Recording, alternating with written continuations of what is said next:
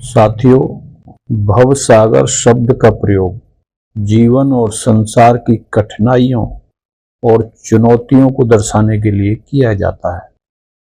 इसे जीवन का महासागर कहा गया है, जिसमें इंसान को जन्म, मृत्यु, सुख, दुख और मोह माया का अनुभव होता है।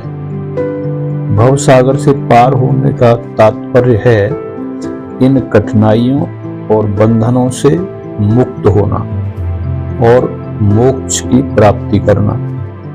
आज हम बात करेंगे कि हमारे ऋषि मुनियों ने भवसागर को पार करने के लिए क्या क्या उपाय बताए हैं।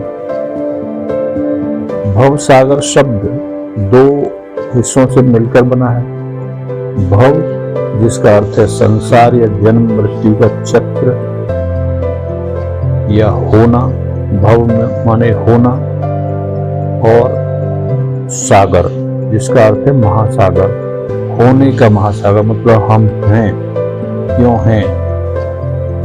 जीवन को एक महासागर की तरह माना गया है, जिसमें हम निरंतर कर्म और भोग में डूबते उतरते रहते हैं। संसार के सुख दुख, मोह माया और इच्छाएं हमें इस महासागर में बांध कर रखती हैं। यह संसार एक ऐसा बंधन है जिसमें प्रत्येक जीव मुक्ति चाहता है।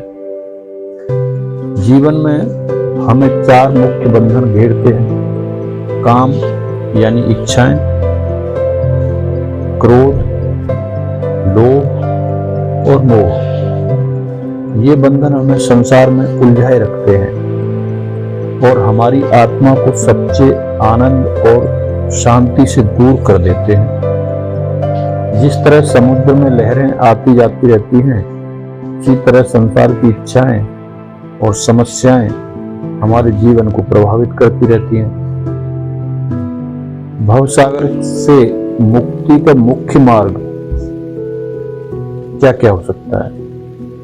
अब इसके लिए 3 मार्ग बताए गए हैं, हमारे ऋषि मुनियों ने बताए हैं: भक्ति, ज्ञान और कर्म। एक तो भगवान के प्रति पूर्ण समर्पण से भवसागर के बंधनों से मुक्ति पाई जा सकती है। भक्ति भाव में अपने आप को भगवान के चरणों में अर्पित करना, उनके नाम का जप करना और निस्वार्थ प्रेम से पूजा करना भवसागर से पार होने का सरलतम मार्ग है। यह हुआ भक्ति मार्ग। दूसरा है ज्ञान मार्ग। आत्मा और परमात्मा के वास्तविक स्वरूप को जानना ही भवसागर से मुक्ति का ज्ञान है। जब हमें यह बोध होता है कि यह संसार अस्थायी है और आत्मा अमर है, तब हम मोह माया के जाल से मुक्त हो सकते हैं। यह बोध उपनिषदों और भगवद गीता की शिक्षाओं में मिलता है। अब हुआ तीसरा है कर्म मार्ग। निष्काम कर्म का महत्व भगवद गीता में विस्तार से बताया गया है।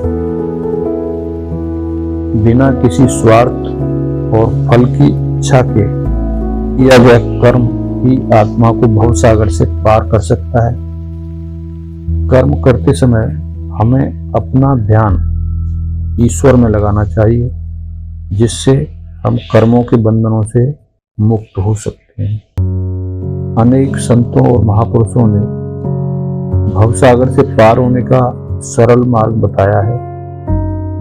संत कबीर, गुरु नानक और श्री रामकृष्ण परमहंस जैसे संतों ने हमेशा भगवान के नाम का स्मरण और भक्ति पर जोर दिया है। उन्होंने यह सिखाया कि ईश्वर की शरण में जाने से मनुष्य को मोक्ष की प्राप्ति होती है और वह संसार के दुखों से मुक्त हो जाता है।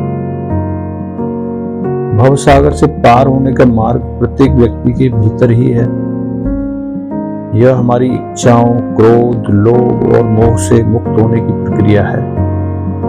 भक्ति, ज्ञान और निष्काम कर्म के माध्यम से हम इस भव सागर को पार कर सकते हैं और परम शांति, आनंद और मोक्ष को प्राप्त कर सकते हैं। संसार की चुनौतियों का सामना करते हुए हमें यह समझना चाहिए कि यह जीवन अस्थायी है और आत्मा की यात्रा अनंत है।